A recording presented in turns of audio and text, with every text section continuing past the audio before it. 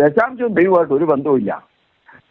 ഇവന്മാർ ഇതിന്റെ പേരും പറഞ്ഞ് കോടിക്കണക്കിന് രൂപ ഒരു മാസം, ഒരു സഭയല്ല കേട്ടോ, ഇവിടെയുള്ള ഓൾ ഓവർ ദ 100ക്ക് മുകളിൽ സഭകളുണ്ട്. ഇവന്മാർ കൊള്ളയടിക്കുക ചെയ്യുന്ന കൊള്ള. ഇവിടെ 2 ഭാര്യയുള്ള പാസ്റ്റർമാരുണ്ട്. ഒറിജിനൽ ഭാര്യ, ഇത് കൂടാതെ ഈ ചർച്ചിലെ ഒരുത്തനെ, കള്ളുകുടിയനെ ഒരുത്തനെ ഈ ചർച്ചിലെ എല്ലാം മേൽക്കോയ്മയും കൊടുത്തിട്ട് അവന്റെ ഭാര്യ വെച്ചുകൊണ്ടിരിക്കുന്നവനുണ്ട്. ഇവിടുത്തെ വലിയ പാട്ട് ലീഡറായിട്ട് നടന്ന ഒരുത്തവൻ ആ പെങ്കൊച്ചും ഒരു കൊച്ചുമായിട്ട് ഇവിടെ താമസിക്കുന്നുണ്ട്. അത് എനിക്ക് വ്യക്തമായിട്ട് അറിയാവുന്നവനാണ്. അവനിപ്പം അവന്റെ പഴയകാല കാമുകിയായിട്ട് ഇപ്പം ദുബായി താമസിക്കും. ഇവനും പെന്തക്കോസുകാരനാണ്. എന്റെ പേര് സാബു. ഞാൻ UK വിളിക്കുന്നത്, ലിവർപൂൾ.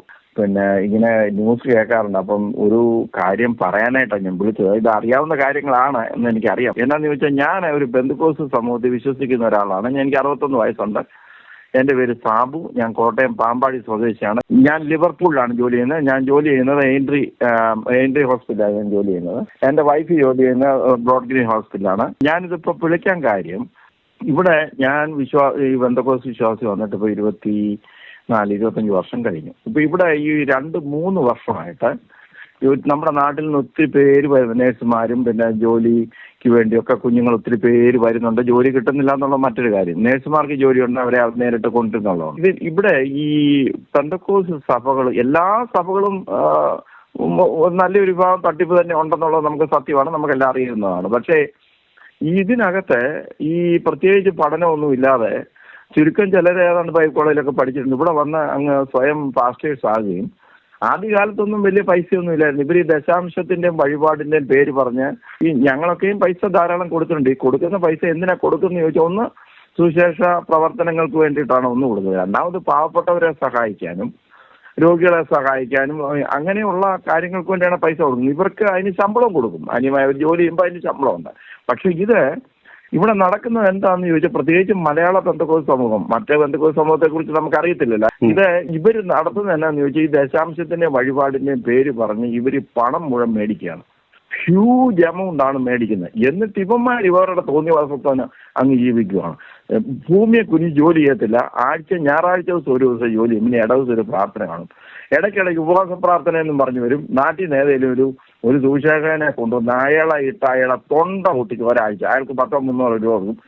ദേവദാസിനെ മാന്യമായ രീതിയിൽ മാനിക്കണം, അവർക്ക് മാന്യമായ രീതിയിൽ സഹായിക്കണം എന്ന് പറഞ്ഞ് ഇവരെ 1000 രൂപയും 1500 രൂപയും 2000 രൂപ ഈ പാവപ്പെട്ട സഹോദരങ്ങളിൽ നിന്ന് മേടിച്ചിട്ട് 400 രൂപ കൊടുത്തിട്ട് ബാക്കി പൈസ ഇമാര് പോക്കറ്റിലിടും.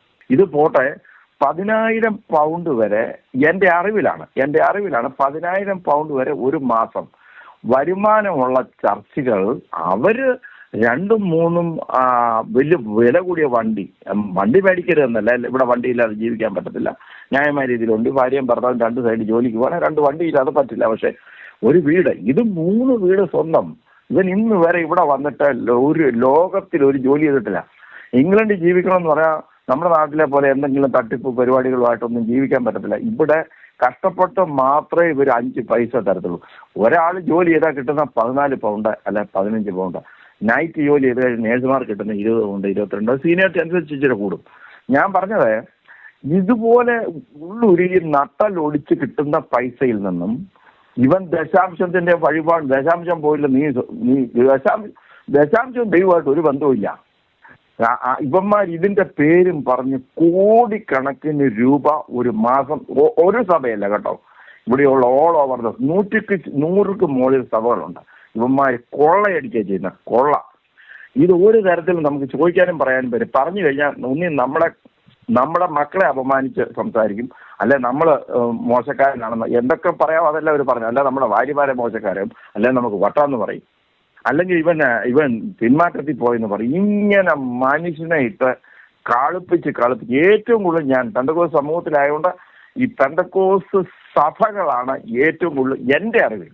യാക്കോബാക്കാരും ഓർത്തഡോക്സുകാരും കത്തോലിക്ക സമൂഹത്തിലൊക്കെ ഒരുപാട് പ്രശ്നങ്ങളുണ്ട്. പക്ഷേ ഇത്രത്തോളം ഉണ്ടോ എന്ന് എനിക്കറിയത്തില്ല. കാരണം അവരൊന്നും ഇത്രയും ദശാംശം എന്നും പറഞ്ഞ് ഇത്രയും പൈസ കൊടുക്കത്തില്ല. അവരൊക്കെ ഞാൻ മനസ്സിലാക്കിയത് ശരിയാണെങ്കിൽ പള്ളിയിലൊക്കെ അവർ ചില്ലറ എടുത്തുള്ളൂ. ഇത് ഈ പെന്തക്കോസ്ത് സമൂഹം കൊടുക്കുന്നത് 4,000 പൗണ്ട് വരുമാനമുള്ളവൻ അവന്റെ ഗ്യാസും ഇലക്ട്രിസിറ്റിയും അവന്റെ പിന്നെ കൗൺസിൽ ടാക്സും അവന്റെ ചെലവും കഴിഞ്ഞാൽ അവന് കിട്ടുന്ന പൈസയായിരിക്കും 300, 400, 500 പൗണ്ട്. അവന് നാട്ടിൽ അവന് സഹോദരങ്ങളുണ്ട്, കുടുംബമുണ്ട്, പാവപ്പെട്ട ആരെങ്കിലും സഹായിക്കുന്നവർ കാണാം. 5 പൈസ അവന്റെ മിച്ചം കാണുന്നില്ല, മുഴുവൻ ചവിട്ടി പിടിച്ച് മേടിക്കും. കൊടുത്തില്ലെങ്കിൽ പിന്നെ നിന്നെ ദൈവം കൊല്ലും. ഈ പാവപ്പെട്ട എഴുത്തും വായന അറിയാൻ മേലാത്തവരും വചനധ്യാനം ഇല്ലാത്തവരും ഒക്കെ ഇതിനകത്തങ്ങ് എൻ്റെ ഒരിക്കലും ഈ വളർച്ചയൊന്നും നടക്കില്ല. എനിക്ക് ഒത്തിരി പറ്റിയിട്ടുണ്ട്. ഞാനൊരു ന്യായമായ രീതിയിൽ പാവപ്പെട്ടവർക്ക് ഞാനിപ്പോൾ നേരിട്ടാണ് കൊടുക്കുന്നത്. കഴിഞ്ഞ 4-5 വർഷമായിട്ട് 1 പൈസ ഞാൻ കൊടുക്കത്തില്ല. ഇവിടെ 2 ഭാര്യയുള്ള പാസ്റ്റർമാരുണ്ട്. ഒറിജിനൽ ഭാര്യ, ഇത് കൂടാതെ ഈ ചർച്ചിലെ ഒരുത്തനെ, കള്ളുകുടിയനെ ഒരുത്തനെ ഈ ചർച്ചിലെ എല്ലാം മേൽക്കോയ്മയും കൊടുത്തിട്ട് അവന്റെ ഭാര്യ വെച്ചുകൊണ്ടിരിക്കുന്നവനുണ്ട്. പിന്നെ ഇവിടുന്ന് ഒരുത്തൻ, ഇവിടുത്തെ വലിയ പാട്ട് ലീഡറായിട്ട് നടന്ന ഒരുത്തവൻ, ആ പെങ്കൊച്ചും ഒരു കൊച്ചുമായിട്ട് ഇവിടെ താമസിക്കുന്നുണ്ട്. അത് എനിക്ക് വ്യക്തമായിട്ട് അറിയാവുന്നവനാണ്. അവനിപ്പം അവന്റെ പഴയകാല കാമുകിയായിട്ട് ഇപ്പം ദുബായി താമസിക്കും. ഇവനും പെന്തക്കോസുകാരനാണ്. ഒരുപാട് ഊടായിപ്പും തട്ടിപ്പും ആയിട്ട് ഒരു തരത്തിലും പാവപ്പെട്ടവരെ പറ്റിച്ച് ജീവിക്കുക. നടക്കുന്നത് ഭൂലോക തട്ടിപ്പാണ്. ഇവിടെ ഞാൻ ദൈവത്തിൽ വിശ്വസിക്കുന്നവനാണ്. ഞാൻ അങ്ങനെ തന്നെ ജീവിക്കുന്നവനാണ്. ഞാൻ ചോദ്യം ചെയ്യും. തോന്നിവാസം കാണിക്കുന്നവന് ഞാൻ ചോദ്യം ചെയ്യും. ഞാൻ കള്ളു കുടിക്കാനും തോന്നിവാസം നടക്കുന്നവനുമല്ല. ഞാൻ കുടുംബമായിട്ട് മാന്യമായി ജീവിക്കുന്നവനാണ്. എന്ന് കരുതി ഞാൻ പെർഫെക്റ്റും വിശുദ്ധനാണെന്ന് ഞാൻ പറയത്തില്ല. കാരണം അങ്ങനെ ആർക്കും ജീവിക്കാൻ പറ്റുമെന്ന് ഞാൻ വിശ്വസിക്കുന്നില്ല. ഞാൻ ആ വിശ്വാസത്തിൽ തന്നെ നിൽക്കുകയും ജീവിക്കുകയും. പക്ഷെ ഇതിന്റെ പേര് എന്റെ ചർച്ച അങ്ങനെയല്ല കേട്ടോ. ഈ കഴിഞ്ഞ ഇടയിൽ ഒരു ചെറിയ പള്ളി വാങ്ങിച്ചു. ആ പള്ളിയുടെ മുഴുവൻ പൈസയും ഇതുവരെ ഉണ്ടായിരുന്ന 3,60,000 രൂപ ബാക്കി ലോണും കൂടി എടുത്ത ഒരു പള്ളി മേടിച്ചു. ഇപ്പൊ ഈ പള്ളി മേടിച്ചതിന്റെ പേര് ഞങ്ങളെ മറ്റുള്ള ഈ കള്ളന്മാർ മുഴുവൻ ഞങ്ങളെ തെറി വിളച്ചുകൊണ്ട് നടക്കുക. കാരണം എന്താ, ഇവന്മാർക്ക് പള്ളി മേടിക്കാൻ പറ്റുന്നില്ല. ഇവന്മാർ കിട്ടുന്ന പൈസ മുഴുവൻ കൊള്ളയടിക്കുകയാണ്. അപ്പം ഈ പള്ളി മേടിച്ചപ്പോൾ ഞങ്ങളെ ഇപ്പൊ ചീത്ത വിളിച്ചുകൊണ്ട് നടക്കുകയാണ്. ഈയിടയിൽ ഞങ്ങൾ 3,000 പൗണ്ട് വീതം കൊടുത്ത് ഇതിനകത്തുള്ള സൗകര്യങ്ങളെല്ലാം കൂടെ കൂടിയാണ് ആ പള്ളിയും അതിനെല്ലാം മേടിച്ച്. ഇവിടെ ഇങ്ങനെ പലരും വന്ന്, ഞാൻ പറയുമ്പോഴും പറയുന്നത് എല്ലാവരും ഇങ്ങനെയാണെന്നല്ല, പക്ഷേ 80% പേരും ഭൂലോക കള്ളന്മാരാണ്. ഇതിനകത്ത് നല്ല രീതിയിൽ പാവപ്പെട്ട ജീവിക്കുന്ന ഇഷ്ടം പോലെ പാവപ്പെട്ടവരുണ്ട്, ഇല്ലെന്ന് ഞാൻ പറയുന്നു. എല്ലാവരും അടച്ചല്ല ഞാൻ ആക്ഷേപിക്കുന്നത്. പക്ഷെ ഈ കള്ളന്മാരെ ഒതുക്കാൻ നമുക്കൊരു നിർവാഹമില്ല. ഒരു പാവപ്പെട്ട പെങ്കൊച്ച് നാട്ടിൽ നിന്ന് വന്നപ്പം നമുക്ക് ജോലി ഇല്ലാതെ അവൾ ഒത്തിരി ഭാരപ്പെട്ടു. ജോലി കിട്ടിക്കഴിഞ്ഞപ്പോൾ അവളി എന്ന് പറഞ്ഞു, പാസ്റ്ററെ എനിക്കൊരു ജോലി കിട്ടി. അപ്പൊ അയാൾ പറഞ്ഞ മറുപടി എന്നാന്നറിയാമോ? നിനക്ക് ജോലി കിട്ടിയിട്ട് എനിക്ക് എന്നാടി പറയുവായിരുന്നു. എനിക്ക് ജോലി കിട്ടിയിട്ട് എനിക്ക് എന്നാടി പറയാം എന്ന് പറഞ്ഞാൽ അതിന്റെ അർത്ഥം എനിക്ക് നീ 5 പൈസ തരത്തില്ലെന്നാണ് പറഞ്ഞത്. ഇങ്ങനത്തെ കള്ളന്മാരെ കൊണ്ട് മടുത്തു. ഞാനൊരു 3 വർഷം കൂടെ കൂടുമ്പോൾ 3 വർഷം കൂടെ കഴിയുമ്പോൾ ഞാൻ നാട്ടിലോട്ട് പോവാണ്. ഞാൻ എന്റെ വീട്ടിൽ പ്രാർത്ഥിച്ച് തുടങ്ങുവാണ്. എന്റെ മോന്റെ കല്യാണത്തിന് ഞാൻ നാട്ടിൽ ചെന്നപ്പം, എന്റെ മകന്റെ കല്യാണത്തിന് ചെന്നപ്പം നാട്ടിൽ ചെന്നപ്പം അതായത് നമ്മള് വിവാഹത്തിന് ക്ഷണിച്ച് വീട്ടിൽ വരുന്ന ഈ പാസ്റ്റേഴ്സിന് നമ്മൾ വലിയ തുക വീതം കൊടുക്കണം. എനിക്ക് നാട്ടിൽ ചെല്ലുമ്പോഴാണ് ഞാൻ മനസ്സിലായത് 5,000 രൂപ 10,000 രൂപ നമ്മുടെ ഇഷ്ടത്തിനനുസരിച്ച് പൈസ അല്ല, ഇവരുടെ സ്വഭാവം മാറും. ഇവർ പറയുന്ന പോലെ വേണം നമ്മുടെ ചെറുക്കന്റെ കല്യാണത്തിന് നമ്മൾ അല്ല തീരുമാനിക്കുന്നത്, അവരാ തീരുമാനിക്കുന്നത്. ഈ സഭക്കാരാ തീരുമാനിക്കുന്നത് ആരെ കൊണ്ട് കല്യാണം നടത്തണം, എങ്ങനെ നടത്തണം. നമുക്ക് തീരുമാനിക്കാൻ അവകാശമില്ല. ഇവിടെ അങ്ങനെയല്ല. ഇവിടെ ഒരു കല്യാണം നടന്നു കഴിഞ്ഞാൽ നമ്മളൊരു കല്യാണത്തിന് ക്ഷണിച്ചാൽ നമ്മൾ കഴിക്കുന്ന ഫുഡിന്റെ പൈസ വരെ ചെല്ലുന്നവർ കൊടുക്കും. കാരണം ഈ ചെറുക്കന് പൈസ ഇല്ല, അവർ പുതുതായിട്ടൊരു ജീവിതം തുടങ്ങുകയാണ്. അപ്പൊ അവരെല്ലാവരും കൂടെ അവരെ സപ്പോർട്ട് ചെയ്താണ് ആ കല്യാണം നടത്തി കൊടുക്കുന്നത്. അതുപോലെ ഒരു ചെറുക്കന് ഇവിടെ നാട്ടിലൊരു മരണം സംഭവിച്ചാൽ ശവം അടക്കം ചെന്നാൽ പാസ്റ്റർമാർക്ക് പൈസ കൊടുക്കണം. യാക്തവ സഭയിൽ അങ്ങനെയില്ല, ഒരു ഓർത്തഡോക്സ് സഭയിൽ അങ്ങനെയില്ല, കത്തോലിക്ക സഭയിൽ അങ്ങനെയില്ല. അവരവിടെ ചെന്ന അച്ഛന്മാർ ഒരു കല്യാണത്തിന് പോയാൽ കല്യാണം നടന്ന ആ അച്ഛന്മാർക്ക് വല്ലതും ഒരു ചെറിയ പൈസ 10,000-2,000 വണ്ടിക്കൂലിക്കുള്ള പൈസ കൊടുക്കും. ഇതങ്ങനെയല്ല. വരുന്ന പാസ്റ്റർമാർക്ക് മൊത്തം അത് പറഞ്ഞു കൊടുപ്പിക്കും നമ്മളെ കൊണ്ട്. ഞാൻ ഒരു തിരുത്ത് പറയുകയാണ്. ഈ സഭകളിൽ ഇപ്പൊ ഈ പറഞ്ഞ സഭകളിലെല്ലാം ഈ ശവസംസ്കാര ശുശ്രൂഷകൾക്ക് പൈസയുണ്ട്. അന്ന് ചിലപ്പോൾ ശവമടക്കിന്റെ അന്ന് മേടിച്ചില്ലെങ്കിൽ പോലും പിന്നീട് വരുന്ന 3, 7, 41 ഇതെല്ലാം കൂടെ ചേർത്ത് വലിയൊരു ഭീമമായ തുക ഒറ്റപ്പടിയായിട്ട് മേടിക്കുന്നുണ്ട്. പിന്നെ കത്തോലിക്ക സഭയിൽ ആ മരിച്ചടക്കി കിടക്കുന്നിടത്ത് തന്നെ ജീരകമോട്ടും മുട്ടായി ഒക്കെ വെച്ചിട്ട് അവിടെ പൈസ ഇട്ടിട്ട് പോകുന്ന സംവിധാനങ്ങളും ഉണ്ട്. അന്നേരം ഇത് ആരും മോശമല്ല. ഞാൻ പാവപ്പെട്ടവരെ സഹായിക്കുന്ന ഇപ്പം പ്രായമായി കഴിഞ്ഞപ്പോൾ ഞാനിപ്പോൾ അത് കുറച്ചു കാലമായിട്ട് എന്നെ കൊണ്ട് ചെയ്യാൻ പറ്റുന്നില്ല. ഞാൻ പ്രായം 61 വയസ്സായി. ഇനിയിപ്പം ഇങ്ങനെയുള്ള കാര്യങ്ങൾ ചെയ്യാൻ ഞങ്ങളെ കൊണ്ട് കഴിയത്തില്ല. ഇഷ്ടം പോലെ പാവപ്പെട്ട കുട്ടികളെ ഞങ്ങൾ സഹായിച്ചിട്ടുണ്ട്. സുവിശേഷ വേലയ്ക്ക് വേണ്ടി നോർത്ത് ഇന്ത്യകളെ സഹായിച്ചിട്ടുണ്ട്.